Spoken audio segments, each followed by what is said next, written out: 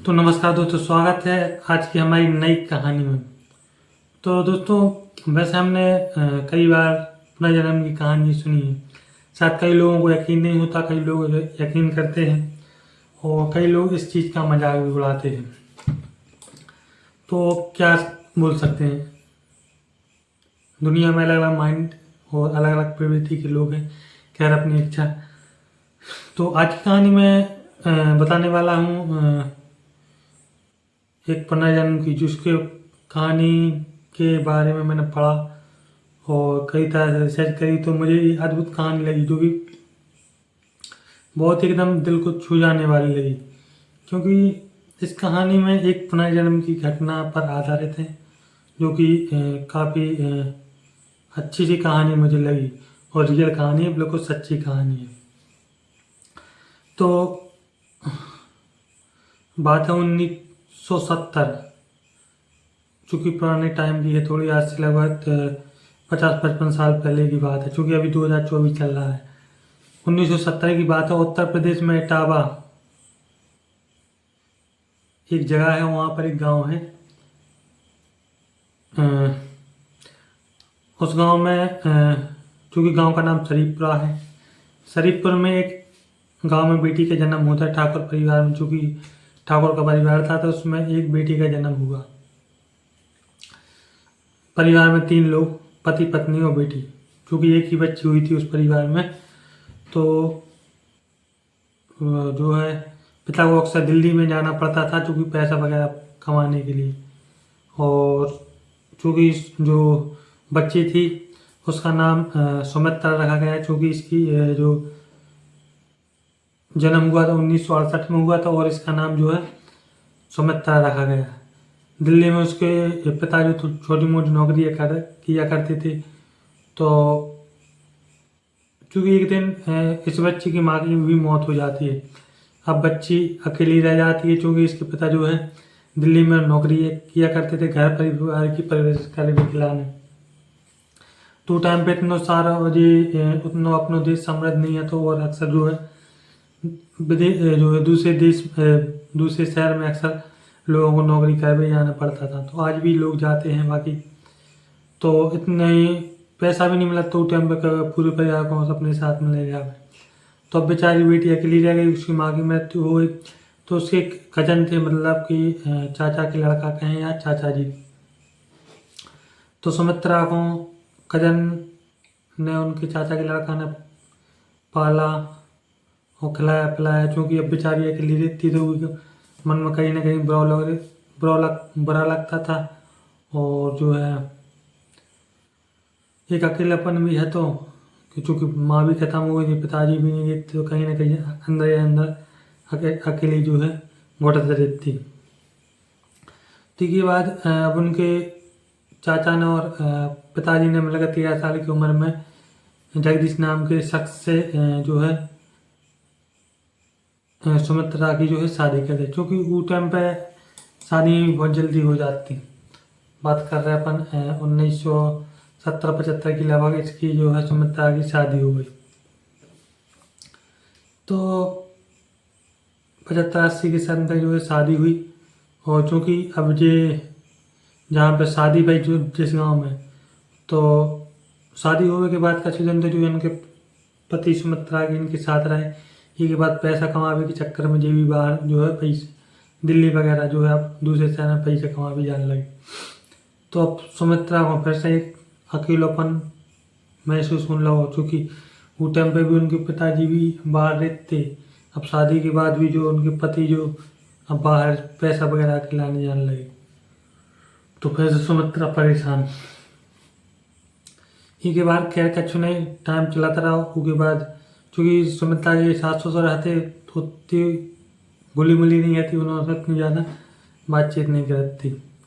तो कहीं ना कहीं अकेलीपन में रहती और एक कमरा में रहती, उतना ही थोड़ा बहुत घर को काम करती, पानी वगैरह भरो, खाना वाना, और किसी से बातचीत ज़्यादा नहीं करती, और जो अपने काम से काम रखती। इसके बाद 1984 में सुमित्रा एक बेटे को जन्म दिए थे।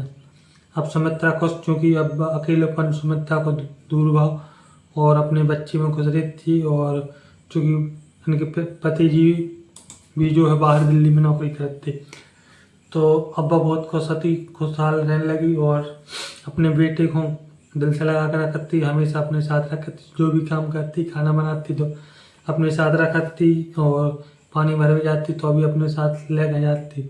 मतलब कि 24 घंटा में एक भी घंटा के लाने जो अपने बच्चा को नहीं छोड़ती अकेली। तो ठीक है, अब जिंदगी इतना अच्छी चलने लगी, सुमित्रा भी बहुत खुश रहने लगी। तो फिर एक दिन की बात है कि चूँकि गाँव में उस टाइम पर कुआँ होती, आजकल तो नल वगैरह हुआ जाता था। तो बात है 1985 कछु दिन बाद, साल 6 महीना बाद, एक दिन की बात है, शाम को कुआँ पे सुमित्रा पानी भरवे गई। पानी भर के जैसे ही लौट के वापस आ रही थी, एक हाथ में जो अपने बच्चे को लिए थी और एक हाथ में जो वह पानी का घड़ा सिर पर रखे थी। तो अचानक खड़ी भई और एकदम से कुछ बहुत एकदम से चीख उसके मुँह से निकली, और जो सिर पर घड़ा था उसको छोड़ दिया तो नीचे गिरा वो फूट गया। और इसके बाद एक हाथ ऊपर और दांत एकदम से किड़किड़ाने लगी, और जो से सांस लेने लगी, आंखें चारों तरफ ऐसी घुमाने लगी, उंगलियाँ पीछे की तरफ हो गई। तो मतलब एक स्टैचू की पोजीशन में जा खड़ी हो गई सुमित्रा। और जो वहाँ की महिलाएं थी जो कुआं पे पानी भर रही थी, वे सभी चिल्ले आनी कि सुमित्रा कहाँ हो। जब वो सब पूछी उकेलाना हलाओ डलाओ, लेकिन सुमित्रा कुछ नहीं बोली, क्योंकि उस टाइम पे होता कि महिलाओं ने कुछ लोगों को बुलाया, जो सैनी वगैरह थे, उनने सब लोगों ने पूछी कि सुमित्रा क्या हुआ, लेकिन सुमित्रा कुछ भी नहीं बोली, क्योंकि वही प्रतिक्रिया करती रही, खड़ी रही, जोर से सांसें लेती रही और आंखें भी घुमाती रही और हाथ ऊपर भी रहे, क्योंकि एक हाथ में उसके सीने से बच्चा को भी वो लगाए थे। तो 5 मिनट बाद फिर बच्चा रोने लगा, फिर उसको धीरे धीरे होश आया और उसने देखा कि बच्चा रो रहा है। फिर उसने बच्चे को चुप कराया, और चूँकि वहाँ उसके आसपास सभी लोगों की, जो गांव के बुजुर्ग थे, सियाने थे, और तो सभी लोगों की भीड़ इकट्ठा हुई थी, सभी जो से उसको चिल्ला रहे थे। उसके साथ ससुर भी आ गए थे। तो सभी लोग उस तरफ देख रहे थे, क्योंकि फिर सुमित्रा ने पूछी कि कछु बहुतों का आए थे। तो सब लोगों ने सुनाई कि आप ऐसी ऐसी हथी और स्टैचू की जो मुद्रा में आप खड़ी थी, जो से सांस ले रही थी, दांत खटखटा रही थी, ये सारी प्रतिक्रिया कर रही थी, तो क्या हुआ था आपको। हालांकि सुमित्रा बोली कि मुझे कुछ ध्यान नहीं है, इतना बोलकर, और वो जल्दी से दूसरा जो है एक और जो पानी का बर्तन भरकर फिर से जो है अपने घर पर चली गई। अब ये बात जो अब उसके सास ससुर को पता चली, क्योंकि वहीं पर भी आ गए थे। तो इसके 2-4 दिन बाद फिर एक दिन क्या हुआ कि कमरे में सुमित्रा खाना बना रही थी, पास में बच्चा लेटा था।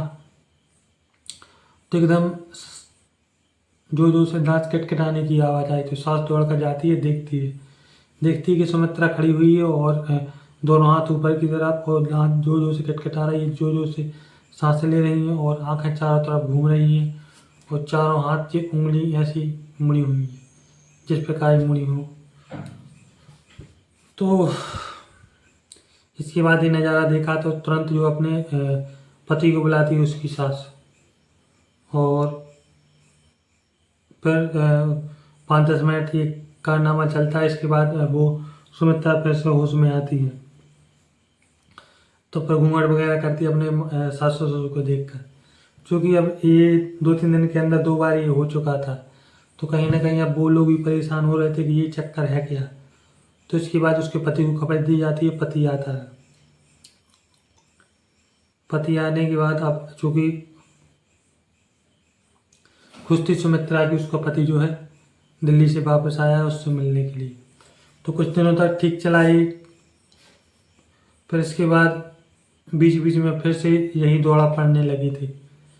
तो वही सिस्टम होता था कि वो एकदम से स्टैचू टाइप में खड़ी हो जाती थी, आंखें फेर देती थी, आंखें चारों तरफ घुमाती थी, दांत खटखटाती थी, हाथ ऊपर कर लेती थी, और एकदम क्या ही बोला, जैसे कुछ ही भूत प्रेत उसके अंदर घुस गया हो। कुछ इस प्रकार की प्रतिक्रिया कर रही थी।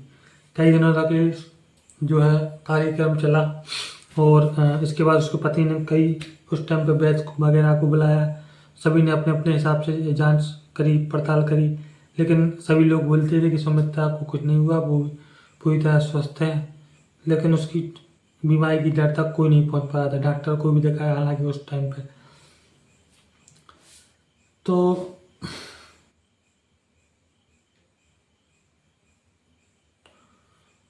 फिर वक्त बीता, हालांकि अब पति जो उसका जगदीश सिंह था, तो वो अब उसको छोड़कर बाहर नहीं गया दिल्ली में जो पैसा वगैरह कमाने के लिए। तो वक्त बीता, अब जुलाई 1950 की बात है। घर में खाना बनाने के बाद शाम की बात है, बच्चे के साथ सुमित्रा खेल रही थी। पति भी खुश था और चूँकि शाम का टाइम था तो माता पिता के साथ बातचीत कर रहा था। तो अब ये बात 16 जुलाई 1985 की है। कुछ दिनों बाद अचानक फिर पति को आवाज़ आती है जोर से सांस लेने की। तो पति दौड़कर देखता है कमरे में, और क्योंकि वही स्टैचू की मुद्रा में खड़ी है सुमित्रा, हाथ ऊपर, डांट खटखटा रही है, आंखें घुमा रही है और उंगलियां मुड़ी हुई हैं। ये सारी प्रतिक्रिया कर रही है। तो बार बार सुमित्रा कहीं ना कहीं कुछ बात बोलती थी, जो है तोतली भाषा टाइप में बोलती थी, लेकिन जो उस दिन बोली वो बात सुनकर सभी लोग सदमे में आ गए, क्योंकि हर बार बोलती थी तो शायद लोगों को समझ नहीं आती थी। तो उस दिन वो बोली कि मैं 3 दिन बाद मेरी जो है मौत हो जाएगी। तो ये कहानी, ये बात सुनकर सभी, उसके सास ससुर थे, रोने लगे, उसका हस्बैंड भी रोने लगा। और चूँकि ये बात कहीं ना कहीं सदमा देने वाली बात थी घर परिवार के लिए, और उसके जो है आस पड़ोस में भी पता चली कि सुमित्रा को मतलब एक वो ऐसी उसने जब भी वो हुई है, उस मतलब उसको भूत बोले या क्या बोल सकते हैं, भूत की स्थिति में आई जब उसने ऐसी भविष्यवाणी करी है। तो अब सभी लोग परेशान कि उसने जो भविष्यवाणी करी थी कि उसने बोला था कि 3 दिन बाद मेरी मौत हो जाएगी, मेरी मौत को कोई टाल नहीं सकता, यदि आप लोगों में हिम्मत हो तो मुझे मारने से बचा लेना। इतना कहकर सुमित्रा ठीक हो गई थी। तो इसके बाद ये बात सभी लोगों तक फैली, और शाम को फिर रात को फिर पति ने पूछा कि जो कुछ हुआ था कि क्या तुम्हें याद है। तो सुमित्रा कहने लगी कि नहीं, मुझे कुछ याद नहीं है। तो पर चूँकि पति उसकी बहुत केयर करता था, प्यार भी करता था वो उसको, तो उसके मन में या दिल में रहा नहीं गया, और सुमित्रा को बोला कि तुम कह रही थी कि 3 दिन बाद मतलब कि तुम्हारी मौत हो जाएगी, इसको कोई टाल नहीं सकता और कोई मरने से रोक नहीं सकता। तो सुमित्रा बोली अच्छा, मैंने ऐसा बोला, और थोड़ी मुस्कुराई।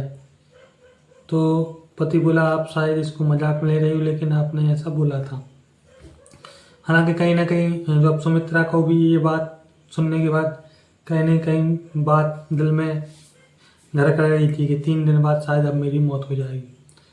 तो अब उसके पति ने, सास ससुर ने अब ये प्लान बनाया कि हम सुमित्रा से कोई भी ऐसी चीज़ नहीं करवाएंगी जो कि सुमित्रा के लिए जानलेवा साबित हो। मतलब कि कहीं ऊंचाई पर नहीं जाने देंगे, पानी वगैरह भरने नहीं जाने देंगे, क्योंकि कुआं में भी गिर सकती है, और खाना वगैरह नहीं बनाने देंगे क्योंकि आग भी लग सकती है। तो उन माता पिता और ससुर ने सभी ने उसको इन चीज़ों में परहेज करवा दिया, और कमरे में एक रूम में बैठा दिया कि आपको 3 दिन तक कहीं भी कुछ काम नहीं करना है। तो इसके बाद जो है 3 दिनों तक सुमित्रा कमरे में बंद रही, कोई काम नहीं किया, खाना खाती और सो जाती, आराम करती। तो इसके बाद जो तीसरे दिन था, लास्ट शाम ढल रही थी, और अब उसको लगने लगा कि शायद अब मेरी मौत नहीं होगी। शाम का टाइम था, तो कमरे में बैठे बैठे अब अचानक जो उसको एकदम घुटन सी महसूस हुई, क्योंकि उस टाइम पे फैन वगैरह चलत नहीं है, पंखा लाइट तो उस टाइम पे ना के बराबर थी। तो गर्मी से लगी सब, उसने सोचा कि बाहर जाकर थोड़ा गेट पर खड़े होकर जो है ठंडी हवा ले ली जाए। तो सुमित्रा बाहर जाकर दरवाजे पर खड़ी हुई थी, तभी उसकी एक महिला दोस्त आती है तो उससे बात करने लगती है। हंस कर दोनों लोग बात कर रहे थे कि वो सुना रही थी कि सुमित्रा तुम्हें क्या हो जाता है कि मतलब तुम इस प्रकार की क्रिया करने लगती हो। तो सुमित्रा बोलती है मुझे पता नहीं यार, मैं भी क्या बोलूँ कि मतलब मेरे साथ ऐसा हो रहा है, मैं भी परेशान हूँ। दोनों लोग हंस रहे थे। इतनी बात करते करते एकदम सुमित्रा को फिर वही द्वारा आता है कि हाथ खड़े करने के बाद जोर से दांत खटखटाती है और आंखें घुमाने लगती है और हाथ ऊपर कर लेती है। इसके बाद जो है वो महिला दोस्त जो सुमित्रा से बात कर रही थी उसकी सहेली उसके पति को बुलाती है और सास ससुर को बुलाती है और देखती है कि पति के आते ही वो सुमित्रा जमीन पर गिर जाती है और जमीन पर गिरने के बाद पति वैद्य वगैरह डॉक्टर को जो वैद्य गाँव में वैद्य थे उनको बुलाया जाता है और अंदर कमरे में बेड पर रख लिया जाता है। तो वैद्य आकर देखता है कि सुमित्रा की मौत हो चुकी है। अब चूँकि घर में मातम का माहौल था, दुख का माहौल था और सभी लोगों का कठिन समय था घर परिवार में और मोहल्ले में ये सारी जानकारी चूँकि फैल रही थी, पूरे गांव में ये जानकारी फैली तो पूरे गांव के लोग जो है जगदीश सिंह के घर इकट्ठा होने लगे। क्योंकि ये होता है गांव में कि यदि किसी के घर में मृत्यु हो जाए तो गांव एकजुट होकर जो है उस परिवार को सहानुभूति देता है, जो है उस कठिन समय में सहायता करता है। तो अब ये था कि चूँकि अब सुमित्रा को अब अंतिम संस्कार के लिए लाया जाए, चूँकि अब रात में तो अंतिम संस्कार हो नहीं सकता था, तो अब सुबह का इंतजार करा गया और गांव मोहल्ले के लोग उस रात भर वहीं जगदीश सिंह के यहाँ घर पर बैठे रहे। अब सुबह हुआ, अब ये था कि अब सुमित्रा को अंतिम संस्कार के लिए ले जाना है। तो अब होता है ना कि जब महिलाओं को जब यदि सुहागन होती हैं तो महिलाओं को श्रृंगार कराया जाता है। तो अब सुमित्रा का जो महिलाएं थी वहाँ की मोहल्ले की वो श्रृंगार कर रही थी, चूँकि शमशान घाट में ले जाने के लिए। कोई बालों में तेल लगा रहा था, कोई मेहंदी लगा रहा था, तो कोई उसकी कंघी कर रहा था। तो कुछ अलग अलग महिला अलग अलग तरीके से काम कर रही थी उसको श्रृंगारने का। तो जो लोग थे वो बाहर बैठे हुए थे, उसका इंतजार कर रहे थे, वेट कर रहे थे कि जैसे इसका श्रृंगार हो जाए हम इस जो है लाश को जो है शमशान घाट पर ले जाएंगे। तो वेट करते करते अचानक तीन चार महिलाएं जो वहाँ पर कर रही थी वो सभी की सभी महिलाएं चिल्लाते हुए बाहर निकली। बाहर निकलने के बाद बोलते हैं कि हालांकि दो महिला तो रुकी नहीं है, बाहर की तरफ चिल्लाते हुए रोते हुए भागी और एक महिला ने अपने आप को संभाला और लोगों से बोली कि सुमित्रा शायद जिंदा है। अभी हम लोग उसकी श्रृंगार कर रहे थे तो उसने आंखें खोली और जो उसकी दिल की धड़कन भी हो रही है और सांसें भी ले रही। तो इसके बाद उसका पति दौड़कर उस रूम में जाता है और देखता है कि जो सुमित्रा जिंदा है। इसके बाद वैद्य भी वहीं थे, वैद्य भी जाकर देखते हैं तो उसकी नाड़ी वगैरह चेक करते हैं तो बोलते हैं कि ये शायद ईश्वर का चमत्कार है जो सुमित्रा फिर से वापस लौट कर आ गई है। तो चूँकि अब सभी लोग हंसने लगे, खुशी का माहौल था। तो अभी अजब अलग करिश्मा था ईश्वर का जो सुमित्रा फिर से जिंदा हो गई थी। अब इसके बाद जो है पति भी खुशी के मारे रोने लगा और जो है सुमित्रा को अपने गले लगाता है। तो सुमित्रा एकदम से पति को धक्का देती है और धक्का देकर बोलती है कि आप कौन हैं, आप मुझे इस प्रकार गले क्यों लगा रहे हैं। ये बात सुनकर जो कहीं ना कहीं जो है जगदीश सिंह जो उसका पति था उसको भी धक्का लगा, इसको अब क्या हो गया। इसके बाद सास ससुर ने कहा कि बेटा हम तुम्हारे सास ससुर हैं। तो उसने कहा कि मैं आप लोगों को नहीं जानती, आप लोग मेरे सास ससुर नहीं। उसके बाद उसके बच्चे को भी लाया गया कि ये तुम्हारा बच्चा है तो उसने अपने बच्चे को भी नहीं पहचाना। तो कहीं ना कहीं अब सुमित्रा जिंदा तो हो चुकी थी, लेकिन अब कहीं ना कहीं ये था कि अब पति और सास ससुर और बच्चे को भी अब वो पहचान नहीं रही थी। तो अब जब टेंशन वाली बात थी, प्रॉब्लम वाली बात थी। तो अगले कई दिनों तक सुमित्रा ने अपने करीब किसी को नहीं आने दिया। अब चूँकि अकेली सिर्फ वो खाना खाती, ना पति से बात करती, ना सास ससुर से, और ना जो है अपने बच्चे को ख्याल रखती, ना ही उससे उसको गोदी में लेती, ना ही उसके साथ खेलती। तो कहीं ना कहीं ये सभी लोगों के लिए आश्चर्यजनक था कि इस प्रकार की जो है मरने के बाद इसमें चेंजेस कैसे आ गए। तो 2-3 महीने बाद अब इसको एक शौक चढ़ा कि ये अक्सर पोस्ट लिखा जो है लेटर लिखने का एक शौक अपने आप दिमाग में उमड़ा, और ये बैठी बैठी लेटर लिखा करती थी। हालांकि सुमित्रा उतनी ज़्यादा पढ़ी लिखी नहीं थी, लेकिन मरने के बाद उसको पता नहीं कहाँ से वो लिखना पढ़ना सीख गई। तो अक्टूबर 1985 में उसने एक लेटर लिखा, और लेटर लिखने के बाद अपने पति को बोलती कि इसको पोस्ट करे। वहीं को जो पास में पोस्ट ऑफिस था वहाँ पर जाकर जो उसका पति जाता और उसको पोस्ट कर देता था। उसने लगभग 4-5 लेटर भेजे। इसके बाद जो है पति को भी पता नहीं था कि, हालांकि वो ज़्यादा पढ़ा लिखा नहीं था पति, तो उसको भी समझ में नहीं आता कि ये लेटर लिखती हो वहाँ पर क्यों डलवाती।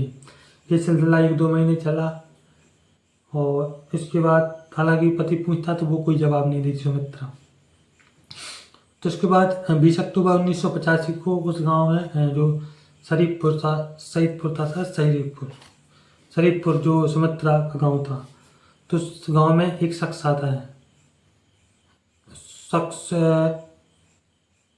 हो जाकर वहाँ पर लोगों से पूछता है कि इस गांव में कोई ऐसी महिला है कि जो अजीब तरह का व्यवहार हो और अजीब तरह का जो है उसका चाल चलन हो और पागलों जैसी हरकतें करती हो। तो चूँकि उस गांव में सभी को पता था कि जो सुमित्रा है तो उसकी कुछ दिमागी हालत नहीं ठीक नहीं, और कुछ भूत प्रेत जैसी जो कुछ प्रतिक्रियाएं करती हैं, जो कि आमतौर पर सभी लोगों को पता होती। गांव में छोटी छोटी बात बहुत जल्दी फैल जाती, तो सभी लोगों को पता थी। तो एक सज्जन थे, तो उन जो आए थे ढूंढते हुए सुमित्रा को, तो ले जाकर जो है जगदीश सिंह के घर पर पहुंचा देते हैं, जो कि सुमित्रा का पति था। तो जगदीश सिंह उनसे मिलता है और पानी वगैरह पिलाता, बोलता है कहाँ से आना हुआ, आप कहाँ से आए, और आप मेरी जो पत्नी का पता क्यों पूछते हुए आए हो। तो बोलते हैं कि मेरा नाम रामसिया त्रिपाठी है, चूँकि मैं डिबियापुर का गांव का रहने वाला हूं, और वहीं पर कॉलेज वगैरह में जो एक टीचर हूं, लेक्चरर हूं, और चूँकि मुझे कई दिनों से लेटर मिल रहे थे, तो मैं परेशान था कि ये लेटर कहाँ से आ रहे हैं। तो चूँकि इतनी बात करते हुए जो उसकी जगदीश सिंह की पत्नी थी सुमित्रा, वहाँ पर देखकर उस शख्स को आकर गले लगा ली थी और जो जो से रोने लगती। तो जो से रोते हुए बोलते हैं कि पापा आप कहाँ थे, मैं आपको कब से लेटर लिख कर बुला रही हूँ, आपको इतने दिनों में टाइम मिला। तो ये बात सुनकर जगदीश सिंह भी, उसका पति जो सुमित्रा का था, तो वही सदमे में आ गया, और जो उसके सास ससुर थे वे भी सदमे में आ गया। कहीं ना कहीं ये बात चौंकाने वाली थी कि जो कि सुमित्रा, चूँकि यहीं पर उसकी शादी हुई थी, अब इस अनजान शख्स को जो है अपना जो है पिता बता रही है। तो अब ये कहीं ना कहीं ये था कि अब ये कैसा हो गया। सुमित्रा बोलती है कि मैं सुमित्रा नहीं हूँ, ये मेरे पिता हैं और मैं इनकी बेटी सेवा हूँ जिसकी मृत्यु हो चुकी है। तो कहीं ना कहीं ये भी था कि जो रामसिया त्रिपाठी से पूछा गया कि जो क्या ये लड़की या सुमित्रा सही बोल रही है, क्या आपकी कोई बेटी नाम की जो है सेवा नाम की कोई बेटी है जिसकी डेथ हो गई है। तो बोलते हैं हाँ, कुछ महीने पहले जो है मेरी बेटी की मौत हो गई जिसका नाम सेवा त्रिपाठी था। तो चूँकि अब अपनी बेटी से मिलने आए थे, तो जो उसके पिता थे रामसिया त्रिपाठी, तो वो कुछ ऐसे चीज़ें भी लाए थे, एल्बम वगैरह, और जो जो इसकी जो उसकी बच्ची सिया त्रिपाठी, जो कि राम सिया त्रिपाठी की बच्ची थी जो कि डेथ हो चुकी थी, उसकी चीज़ें लाए थे, खिलौने वगैरह, फ़ोटो वगैरह की। चूँकि वो जब भी होता ये था कि जब भी वो लेटर लिख रही थी सुमित्रा, तो बार बार ये बोलती कि माता पिता पापा मैं सुमित्रा हूँ, मुझे यहाँ पर कैद करके रखा गया है, मैं फलाने गांव में हूँ, मुझे यहाँ पर छुड़ा कर ले जाइए। तो कहीं ना कहीं लोगों को बताने के लिए कि ये हमारी बच्ची है या शायद कोई मजाक कर रहा है, तो बहुत से ऐसे जो दस्तावेज या कुछ चीज़ें लाए थे जिससे कि पता चल सके कि या वो शायद बच्ची पहचान ले कि ये मेरे हैं। तो कुछ खिलौने थे, कुछ फोटो वगैरह थी और एक एल्बम भी था। तो राम साया त्रिपाठी अब वो एल्बम निकालते हैं और बताते हैं कि देखो यदि तुम ठीक है, तुम बोल रही हो कि मेरा नाम सिया त्रिपाठी है, लेकिन तुम्हारा ना ही कोई उस प्रकार फेस है, ना ही कद काठी, और शायद तुम्हारी शादी भी यहीं पर हुई है, क्योंकि मेरी बच्ची की मौत हो चुकी है कुछ महीने पहले, कुछ दिनों पहले। क्योंकि चलो ठीक है, तुम यदि बोल रहे हो तो फिर भी मैं कुछ तुम्हें जो एल्बम वगैरह बताता हूँ, चूँकि अब उसके पिता बात कर रही है उससे, सिया से, बोलते कि मैं एल्बम लाया हूँ, अब इसमें पहचान कर बताओ कौन कौन है। यदि तुम सही पहचान लोगी तो हम तुम्हारी बात पे यकीन कर रहे हैं, जो कर रहे हैं कि ठीक है तुम ही आओ उससे बता पार्टी। अब वो एल्बम निकालते हैं, वो खोलते हैं, तो एक फोटो में देखते हैं तो उसमें वो स्वयं सिया त्रिपाठी बोलते हैं, तो वो बोलती है कि ये पिताजी आप हैं। उसके बाद उसके जो देवर थे उसको बताती है, वो बिल्कुल सही बताती है। उसके बाद सास थी, उसको बताती है, वो भी सही बताती है। उसके बाद चिंटू रिंकू दो बच्चे थे, दो बच्चों की फ़ोटो थी, उसको बताते हैं। उसके बाद एक शख्स की फ़ोटो बताती है, छेदीलाल, क्योंकि छेदीलाल सिया का पति था, छेदीलाल त्रिपाठी, जो कि शादी हुई थी सिया की, तो बताता कि ये मेरे पति हैं। और रिंकू टिंकू को बताते कि ये मेरे दोनों बच्चे हैं। और एक फ़ोटो पर आकर उसकी उंगली रुक जाती है, जो जो सर रोने लगती है।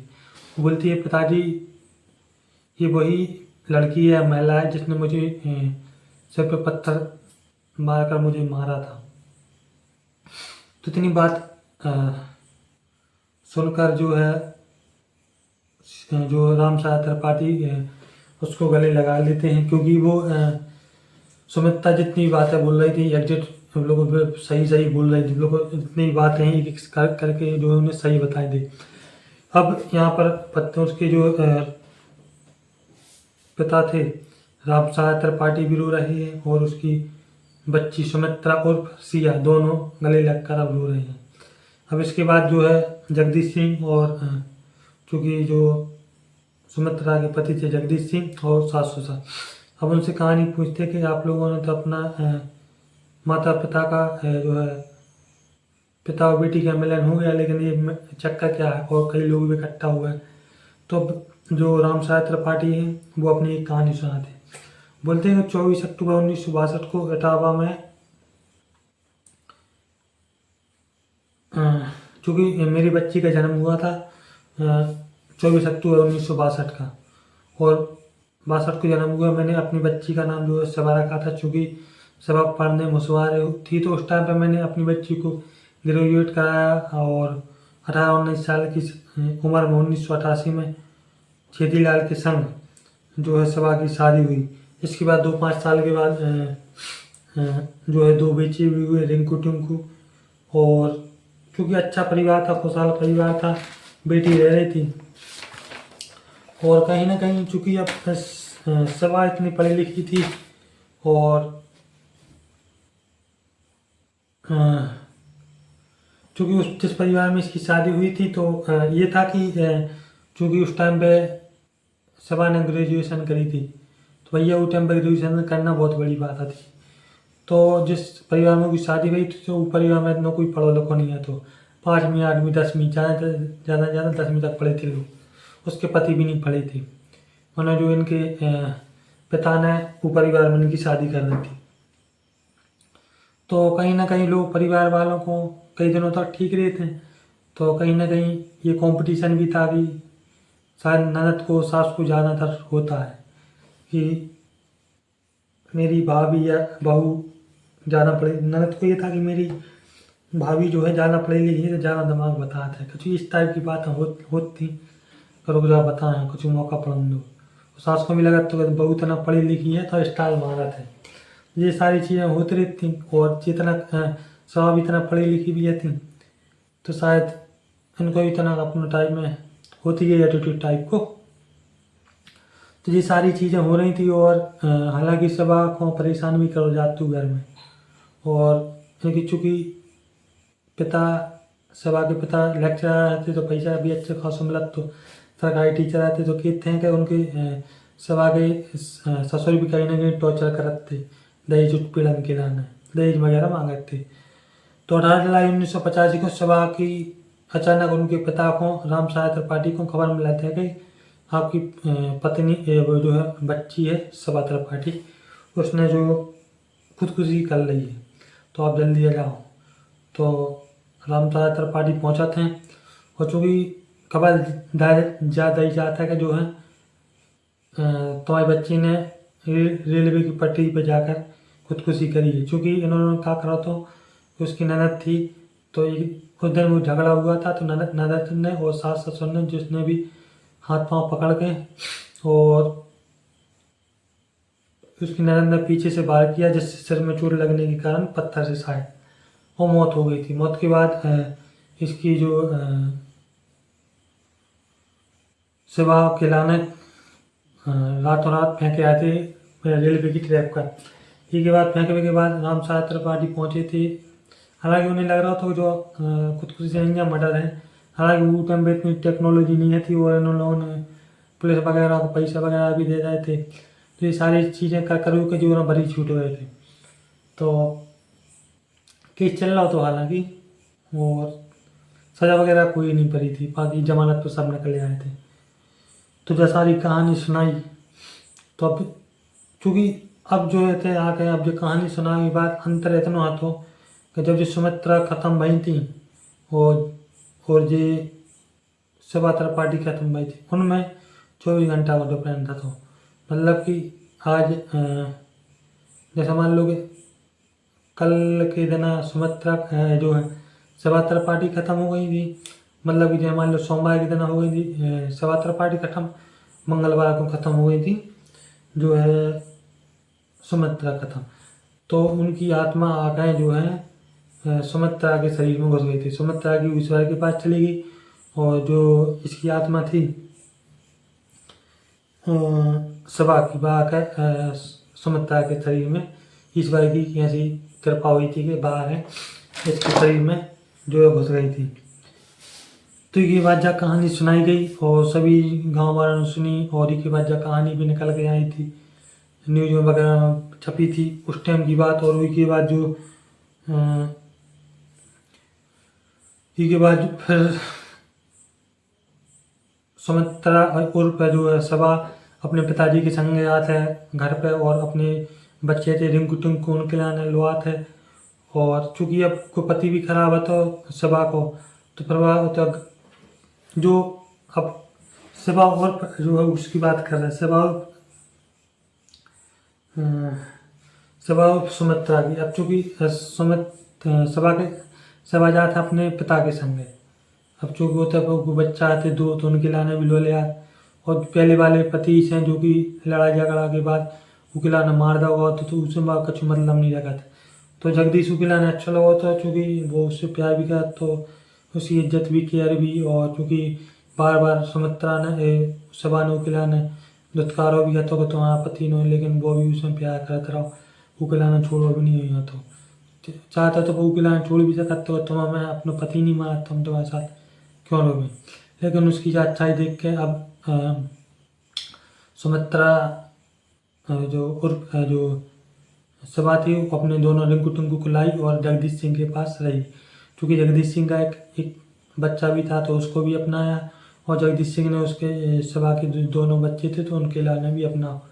क्योंकि दोनों खुशहाल परिवार ऐसे रहने लगे, बढ़िया अच्छे तरीके से ज़िंदगी ईश्वर ने उनकी जोड़ी बना दी। और इसके बाद जो जिन लोगों ने मर्डर करो तो उसको सबा को तुम वो जेल की हवा खा रहे हैं, और साथ सजा अच्छी खासी पा दो जनों की लाना। तो इसके बाद जब कहानी सुनी और दे दुनिया बहुत फैली थी वो टाइम पे। और इसके बाद भाई वर्जीनिया को एक्सपर्ट रहे थे इनके बारे में, जांच पड़ताल करे वगैरह, देश विदेशों से भी आए थे तो करी गई थी हालांकि। और सब में जांच पड़ताल करने के बाद जितने भी तथ्य निकाले थे उस सभा से बहुत से सवाल पूछे गए थे जो बिल्कुल सही सही जवाब दे थे सभा ने। तो इसके बाद जय निष्कर्ष निकल के आता तो जो कहानी बिल्कुल राइट है, बिल्कुल सही है। तो इसके बाद सभा की उर्फ सुमित्रा की और उसके पति जगदीश सिंह की अच्छी ज़िंदगी चली। और इसके बाद 13 साल बाद 1998 में सुमित्रा की मौत हुई, बेचारी अब ईश्वर के पास पहुंच गई। और उसके 2 साल बाद उसके पति जगदीश सिंह की मौत हो गई।